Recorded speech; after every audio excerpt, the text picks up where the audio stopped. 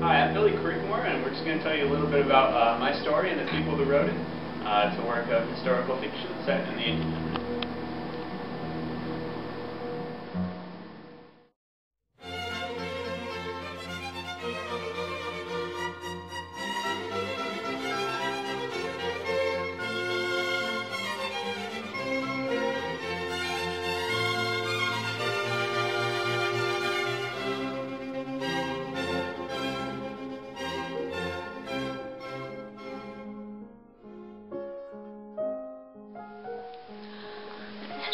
Hello, and welcome to my library. I hear you're interested in what books that Tracy Porter has written. Well, she's probably read a lot of these too. But the first book we have here that she's written is Treasures in the Dust. It's a story of two young girls growing up in the Dust Bowl.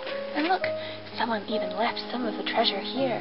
The story gets interesting when one of the girls actually leaves to go find gold in California.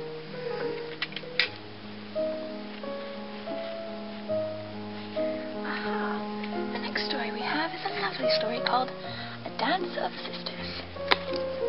Looks like someone's been getting a little bit too much into the book. The story follows two sisters who are trying to cope with their mother's death through dance. It's more for older children, but I highly recommend it. The final book we have is Billy Creekmore, and it looks like someone has been trying to act out some of the circus scenes with the cowboy and Indian. If you haven't read it already, it's a story much like Huck Finn, except a bit more imaginative and a little bit more heartbreaking. But I think you'll find it very interesting, and I hope to check it out of my library soon. So thank you for visiting, and remember to never dog-ear pages in books. Thank you.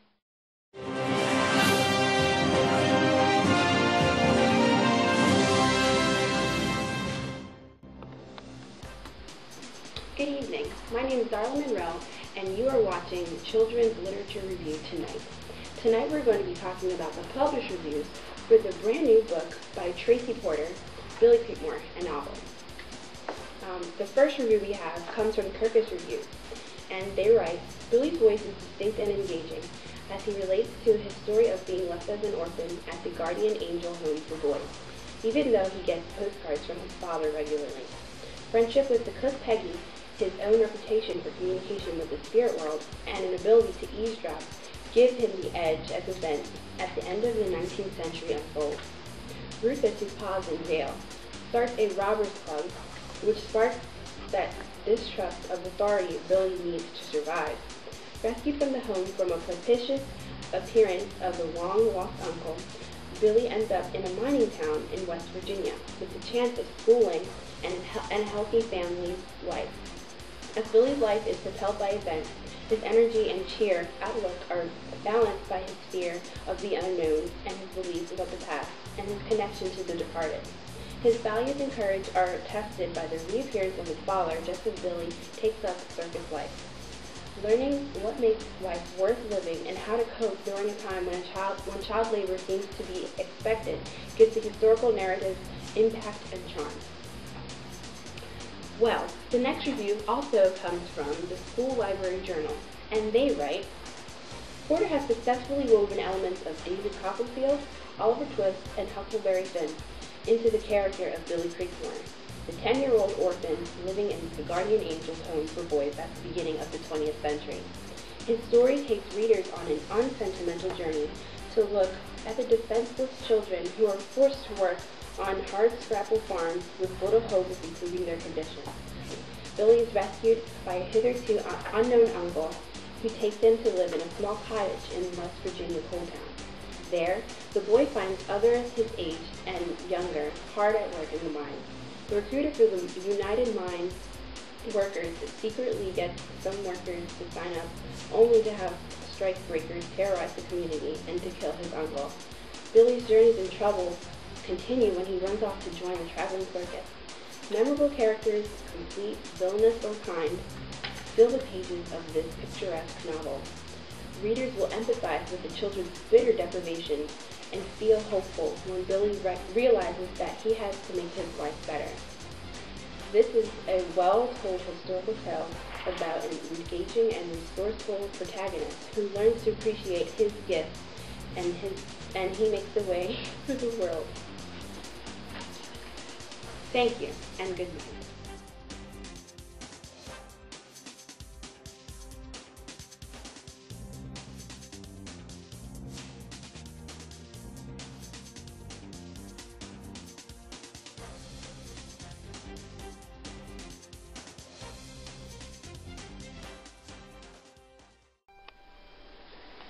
So, I hear that after reading my book, Billy Creekmore, you guys wanted to hear a little bit more about me, Tracy Porter.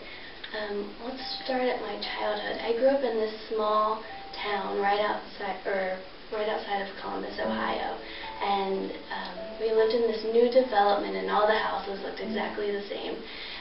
But there was such a sense of adventure there and excitement, and all of the neighborhood kids would play together all the time. It was here that I really developed a sense of imagination, and I really had this desire to write, and I would keep journals and sketches all the time. So when I was 11, we moved to Arlington, Virginia, which is right outside of D.C., and even though we lived in this great town with all this history, I didn't feel the same sense of adventure as I did in my hometown. But I continued to journal and I continued to write. When I got to high school, I actually went to the Washington School of Ballet, where I practiced ballet for 4 hours every day, and then I did the typical high school studies that everyone else does. And I so badly wanted to be a professional dancer, but when I graduated high school, when I was 18, I realized that that was not going to happen. It was difficult, but I decided to move on, and I enrolled in Georgetown University, where I majored in English. And then I went on to get my master's at the University of London, where I received my master's in modern English lit. And since then, I've written several books, including Billy Creekmore, which you just read. I've been teaching in middle school for about 25 years, and now I live with my family here in LA.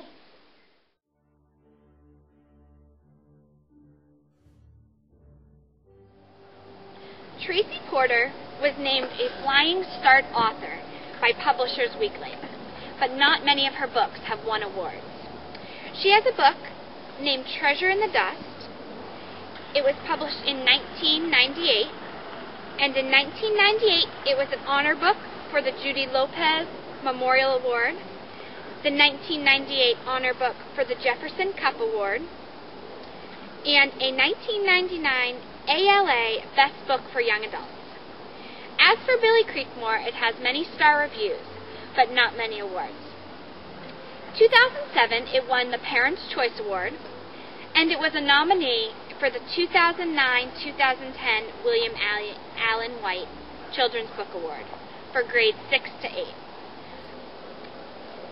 The award goes to 2 authors and is voted by children from Kansas. The award was the first state award that children actually have the opportunity to pick the winners. There's 2 awards. One is for 6th to 8th grade, and one is for 3rd to 5th grade.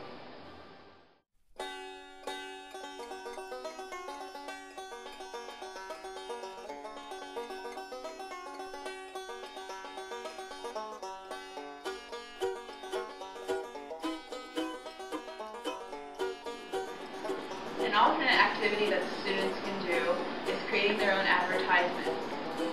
First, they can split up into groups of 3 or 4, and they can pull out their book and notice how many times that Billy and his friends go throughout different cities hanging up advertisements for the circus that they were in. Also, the chapter titles are very unique with different fonts and sizes and their lengths. So, taking into account all those different elements with the chapter titles and seeing how Billy actually hangs up advertisements himself, they can come together and brainstorm and create their own advertisement. This activity will cover the art and writing aspects, and if the teacher wanted to, they could even do one on the computer. Another activity that we could do with you could do with your class is, as you're reading the book, record on a map, like this. You would record where Billy goes and what he sees in each place. Now, when they're done with reading the book, they would get into partners and make their own adventure. And they would steps they would figure out.